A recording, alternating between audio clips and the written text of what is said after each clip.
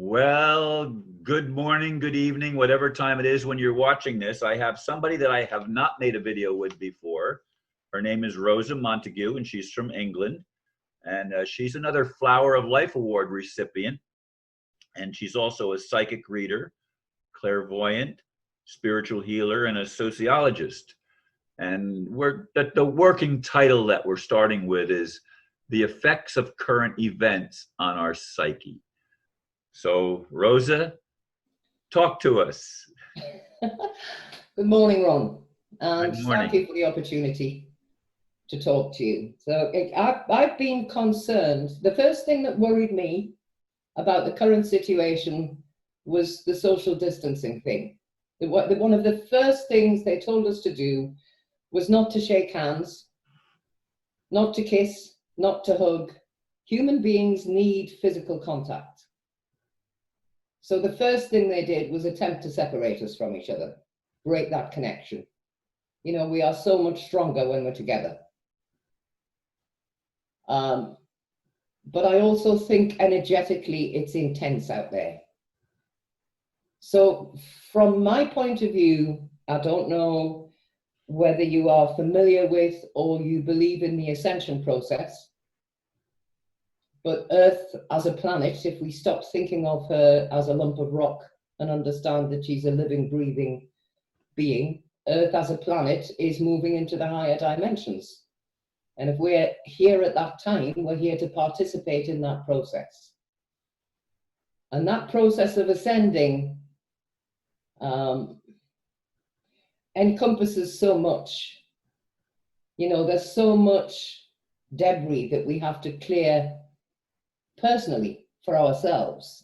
Individually as well as collectively, right? That's right, yeah. And I do see trends in the collective consciousness because I speak to so many people. So you can kind of see where humanity's going and what's out there. But I feel that, so if it doesn't have integrity, it can't come where we're going. And this is why we're seeing the old establishment crumbling, the elite power structures. This is why you're seeing elite paedophile rings being exposed and the banking scandals and that, all that sort of thing. But the pain and anger and fear as those things fall down, it's almost palpable. And if you are empathic, if you are sensitive to energy, then you're going to feel that. And people Absolutely. Yeah. People need the ability to be able to sit down. You know that thing where you're minding your own business and suddenly you want to burst into tears and there's just no logical explanation for it. Or you suddenly feel anxiety for no, and you know, people are going to the doctors and they're being diagnosed with all kinds of mental health problems. And it's very often nothing more than they are sensitive to energy, in my humble opinion. Mm-hmm. I'm not trying to be anybody's doctor. We all know the dangers of that. But there is, I have people, I had a client sitting in front of me and she was 24 years old. And she went to the hospital because she was suddenly feeling anxious and she was having palpitations. This is something we're very familiar with in my line of work. And they ran all kinds of tests and they gave her medication. By her third visit, they were telling her that they thought she had health anxiety. And they sent her home with more medication. And she woke up the following morning with pins and needles in her fingers. And then when she looked at the package, it was a side effect of the medication they'd given her. So this is very often the vicious cycle that people find themselves in. Well, I refuse to take any prescription drugs. Me too. No, I lie. I injured my ribs a few weeks ago, so I did take paracetamol and ibuprofen, but I haven't been to a doctor's in probably 25 years. Good for you. Well, they keep trying to give me things like antibiotics, and I'm allergic to them, and they haven't put it on my medical record. So what's that all about? You know, if I went in as an emergency, they might kill me. Well, sometimes that's their unspoken agenda. Yes, yeah, I agree. Mandatory vaccines? No, thank you. Yeah. Yeah, I have it was funny because when I had my last open heart surgery, they would try to give me pills when I was in the hospital, and I could drink 2 cups of water, the pill would still be in my mouth. And it was not because I can't take pills, it's because I didn't want to take prescription drugs. I don't trust them. No, no. And it's a shame, you know, because there are so many dedicated people working in, well, in our National Health Service, in your wonderful doctors and nurses who are brilliant healers, but they are in the hands of the big pharmaceutical companies. Exactly. They don't have any choice. The sales reps for these companies pressurize GPs. They give them incentives to use certain kinds of drugs, statins being a typical example. So, and they are told what to think. We know what happens to those who speak out. So it's not that they don't have our best interests at heart, but until the medical profession and scientific research is not owned by global corporations, we're not safe in their hands, and I don't trust what they say. Right. Well, to me, I don't even like the whole idea of corporations because I am a human being, not a corporation. Exactly. Yes. Anyway, what's going on in England right now in regard? I mean, are people wearing masks everywhere, or are they requiring masks to go in shopping and things like that? They're not. It's not compulsory, but many people are wearing masks. And Same it's here. that thing that David Icke talks about, people policing each other. You know, people are snitching on their neighbours who have visitors in their house, or they've had a party on their lawn, or whatever. In my street, a few of us got together the first bank holiday weekend in May and sat outside drinking and talking, and eventually social distancing went out of the window because everybody had had a few drinks and the music was on, and there was a police van kept cruising by and stopping and watching, but they didn't actually do anything about it. But there've been ridiculous stories about people being fined hundreds of pounds because they drove to visit a relative who was sick in another part of the country. So, you know, they've been stopping people and asking them if their journey was necessary. People have been fined for gathering in parks. So at the moment, we're supposed to be coming out of lockdown. Some children have gone back to nursery. Some children have gone back to school. If you can work by getting there on a bicycle, or you have your own transport, you should go to work. But if you have to use public transport, or you can work from home, so it's as clear as mud.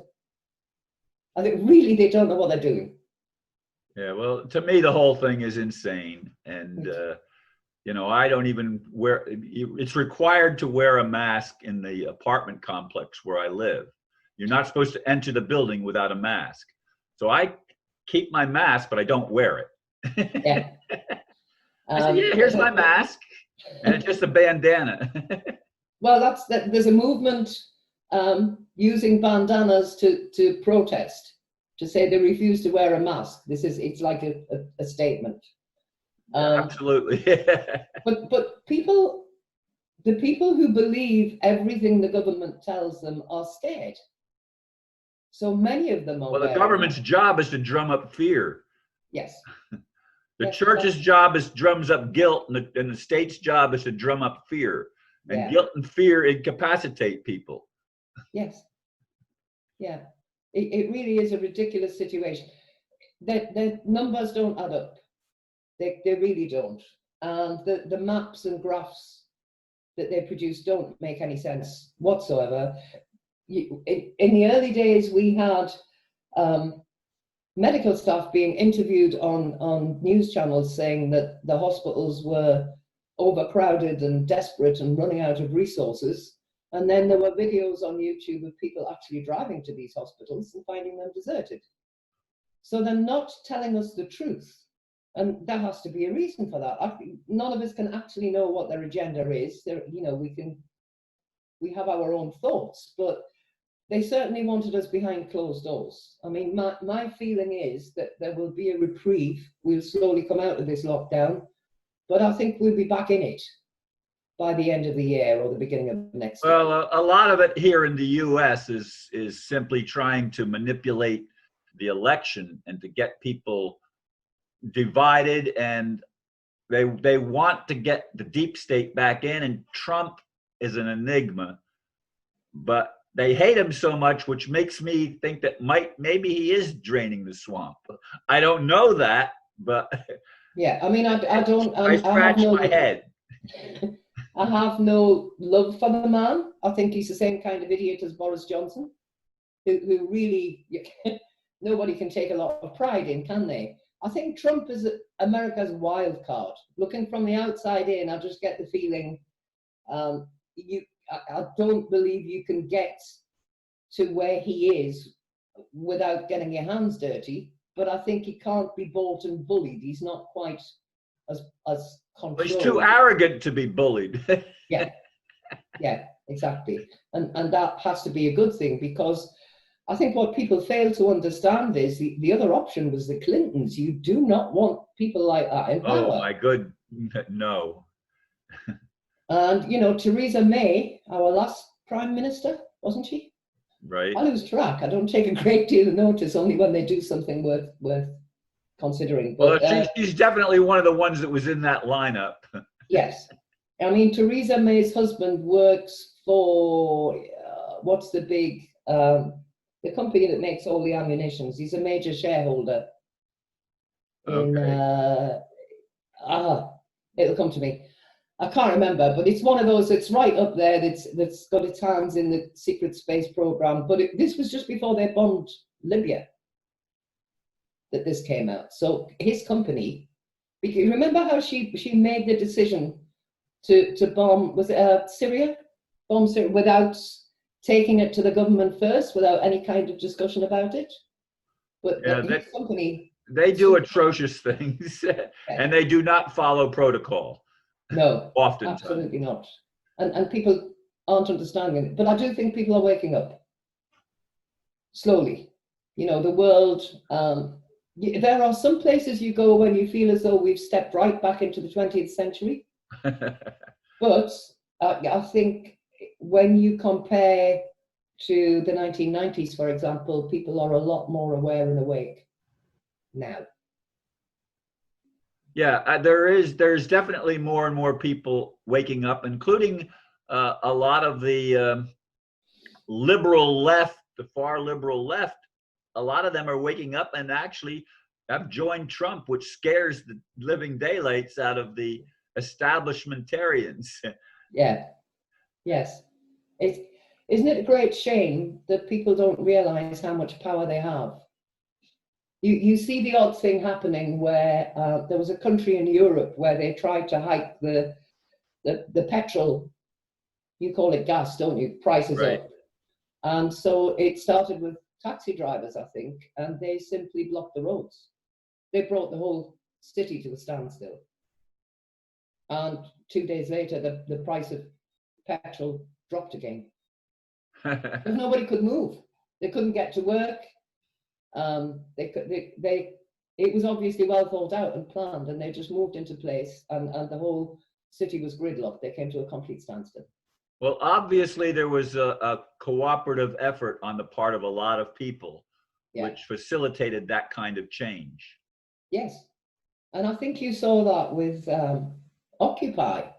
I know there are all sorts of theories about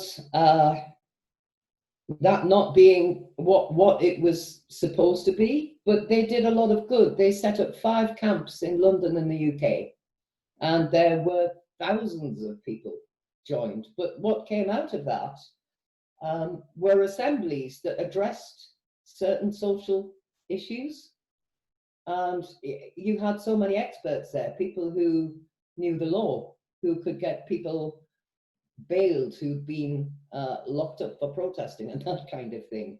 So when people work together, they can achieve all sorts of things. Well, you know, they've shut down the churches here in the U.S., and most of the churches are compliant. There was one church that still had massive cars in their parking lot on the first Sunday of the lockdown, supposedly, and I guess the pastor was arrested, ended up being arrested, and so the following week they went on. They have internet church now. The mission that I go to opened back up, but they have chairs spaced 6 feet apart for social distancing, even in the mission. It doesn't make any sense. I mean, it's like it's happening, but it's not. So that they are giving you this idea that you must stay 2 meters apart. There's one of our big stores not far from me, and it's an absolute nightmare because they've got you walking one way round the store. So they make you have a trolley that they've disinfected when you go in. Yes, the same here. Yeah. And then you're going up one aisle and down the next, except some aisles, you have people going up the left side and down the right side. There's no way everybody is 2 meters apart. So why are we doing this? Yeah, well, they have one-way aisles in the store that I do most of my shopping. And if you forget something, you've got to go all the way around and go back up again. Yeah. But then some shops aren't observing that at all. Yeah. So, and buses and trains. I mean, maybe you have plans for social distancing now, but in the beginning, if you had to go to work, you were still going on a crowded bus or metro. Right. Yeah. There's so much craziness.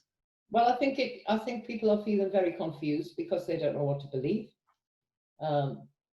When you have something like this, you expect to be able to turn to medical people or the scientific experts to tell, or most people do, to tell them what to do.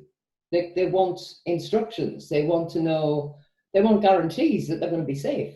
And these instructions that were being given now and really throughout the lockdown are so confusing that nobody knows what to believe. It's the same thing with vaccines. People don't, if you have a newborn baby and you're reading the kind of stuff that we see about vaccines, and then you go to your doctor and they will have a very hostile attitude towards you if you try to discuss or criticize vaccines. People don't know what to do to keep themselves safe or to keep the children safe. Well, and this annoys me because people need the truth. They can't make informed choices, and these psychopaths are still getting away with spreading these lies. Well, my daughter worked in a health food store when she was starting her family. So she actually started homeschooling and refusing vaccines. I don't know if that's continued, because I'm not going to go into the details, but in any case, that's how she was in the early stages of starting her family. Yes. Yeah. And that means that her children aren't going to be brainwashed with the political education system either, because that's where it starts. Well, the kids go to school now, except they don't go to school now. Now everything is back in the home again.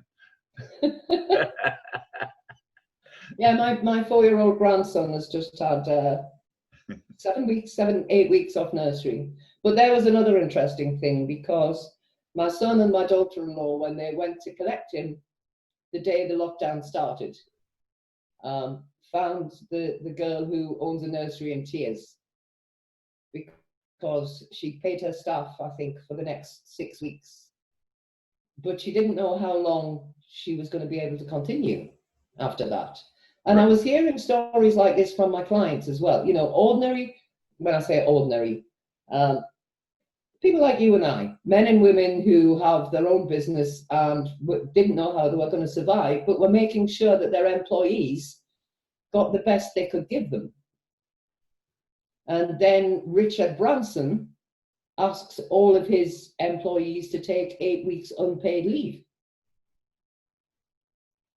which kind of shows you, and I was pointing this out to my son, people like us are taking those responsibilities seriously, and as you do when you own a business, you try to make sure you pay your employees first before you pay yourself. Mm-hmm. You could quite easily have given them 8 weeks paid leave, and it wouldn't have made that much of a difference, but you didn't, which is how the rich get richer and the poor get poorer. Exactly. Taking the words out of my mouth without me saying them. Excuse me. I think people need to try to work together and not judge each other in this crisis. You know, if you see somebody not observing social distancing, there's probably a reason for that. It's maybe that they can see past the end of their nose, but they may be in a situation where they're taking care of somebody else, or it's inevitable that they go out or they do whatever. I think the last thing we need to be doing is criticizing and judging each other for how we deal with this situation. I also think another thing they try, you know, telling people to stay at home. I say to just about every client these days, 2 hours in nature is worth 3 nights sleep. That's why I go out in nature twice a day and walk 2 miles each morning, and well, it wasn't in the evening, but now I'm doing one in the early morning and one around noon, because it always rains in the afternoon and evening here lately. Right. Yeah. But I mean, the rain won't hurt you as much as staying indoors and being completely separated from nature. Yeah, I go out with an umbrella, but when it's downpouring, you still get soaked even with an umbrella. Oh yeah, I don't go out when it's. We had torrential downpours and hailstones like footballs here yesterday, and it Wow. went on for a while. And that's freaky weather for June, really. I mean, yes, you'll get rain. Obviously, when you get a lot of heat, you're going to get rain, but not the kind of winds and hailstorm that we were getting yesterday. That was out of character for this time of year. But yeah, I mean, if you can go where there are trees, or near water, near a lake or the ocean or a river, or even if you can go and stand barefoot on a patch of grass, it cleanses your body. If you can connect to the earth's energy, and it recharges you, rejuvenates you. Well, that's why I hug my oak tree. I have one particular oak tree that I hug. Oh, wow. Hug every time I go by it every morning. I did a tour of some of the stone circles in the south of England a few years back. And the friend that I went with had booked a shaman to come with us. So we did a meditation by the stone circle in Avebury. It's one of the most powerful experiences I've ever had. But he said to me afterwards, because you can ask questions of the stones, and you will get an answer that pops into your head. And he said it works with trees. So I know to some people out there, now I'm sounding as though I've completely lost the plot, but he said, I don't know how or why it works, but if you go to a tree and you put a pinch of tobacco or a piece of apple in the trunk and ask a question, and it takes longer, so you have to be more patient, but you will get an answer. And I would liken it, it's like the difference between the I Ching and the tarot. The tarot gives you a more literal answer, but you will, you can hear the tree speak if you're prepared to listen. And you get a little bit of a cryptic answer, but you do get something you can work with. Interesting. Try it. Yeah, I've never tried to get an answer back. I mean, I always ask to be grounded into the earth and elevated into the heavens, because of the oak tree that I hug. I mean, oak trees, the roots go down as far as the trunk goes up. They're as big underground as they are above ground.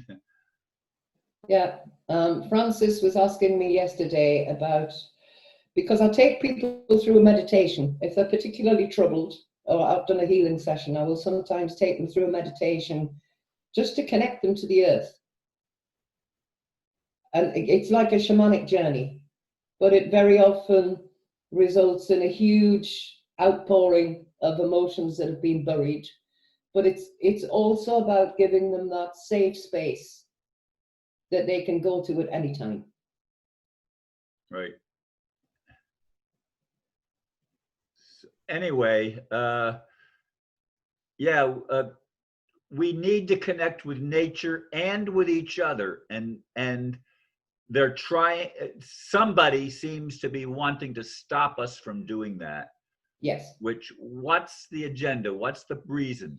What are they afraid of?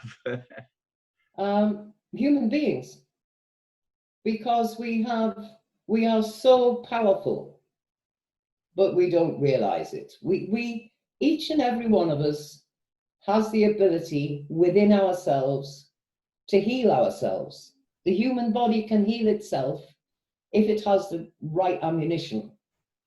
But we've lost that because we don't believe in ourselves. We've been taught not to believe in ourselves. Exactly. We've been taught that we need to rely on external sources in order to survive. So there is, and I mean, I'll give you a typical example. I'm self-employed, and this is my only income that I get from my clients. I don't get any government subsidies, and I'm not judging anybody who does, but this is the only income I have. So when I'm not guaranteed enough clients to cover my outgoings, I do some contract work for the phone lines. You know, there are great big companies out there who will employ hundreds of psychics.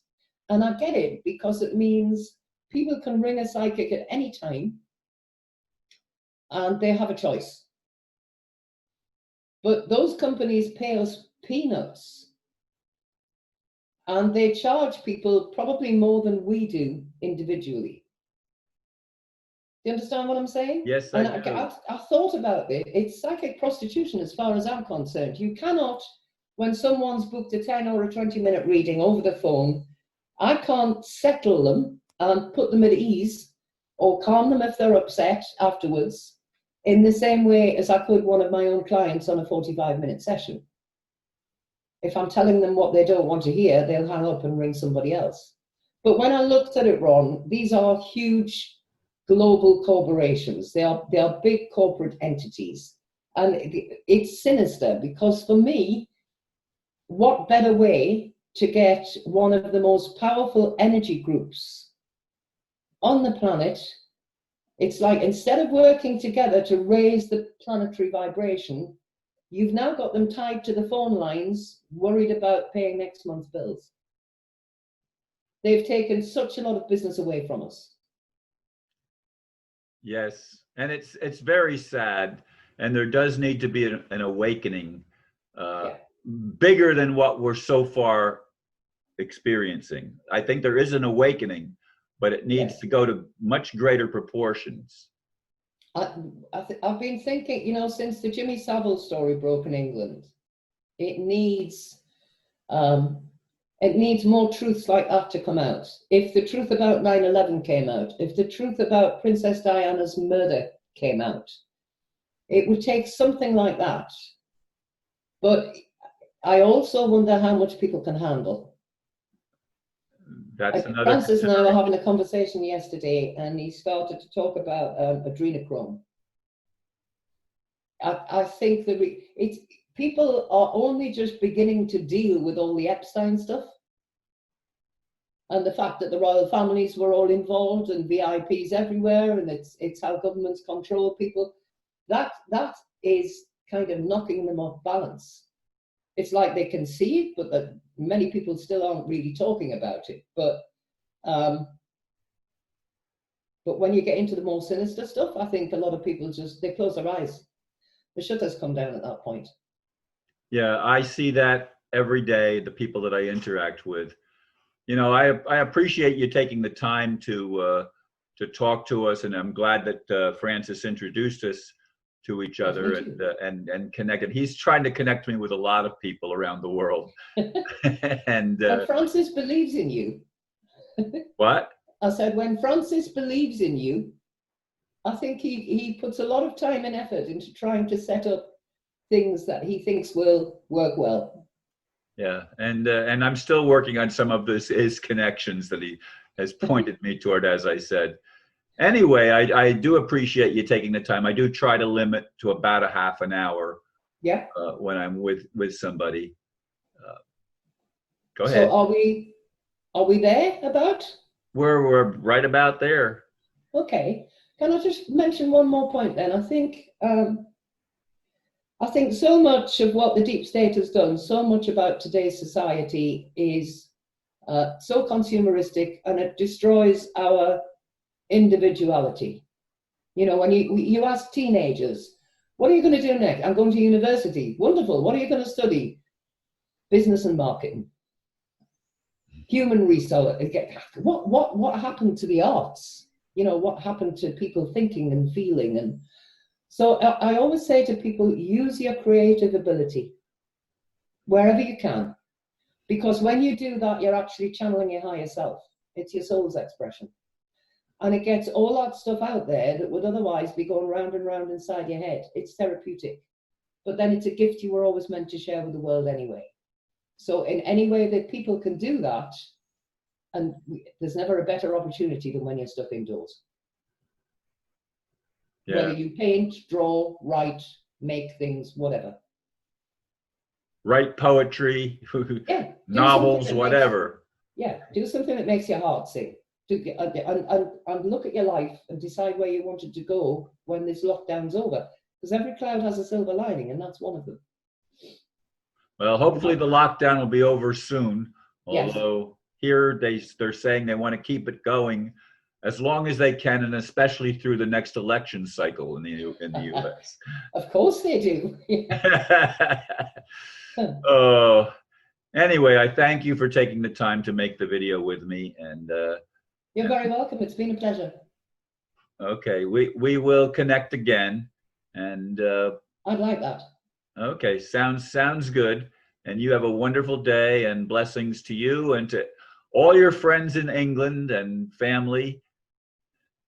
Yes, sending you lots of good energy from England. Not far from Scotland, actually, so we'll see if we can send some magic your way. But it's been a real pleasure, and I'd be happy to connect with you again. Thank you for the opportunity. Okay, thank you, Rosa, and namaste. Bye.